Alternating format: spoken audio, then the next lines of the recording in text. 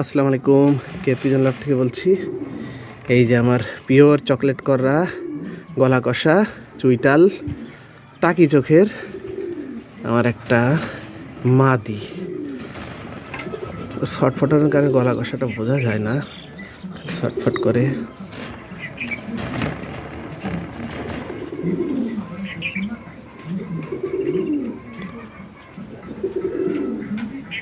গলা কষাটা দেখান যায় আমার, শুধু ছটফট করতে থাকে। এই যে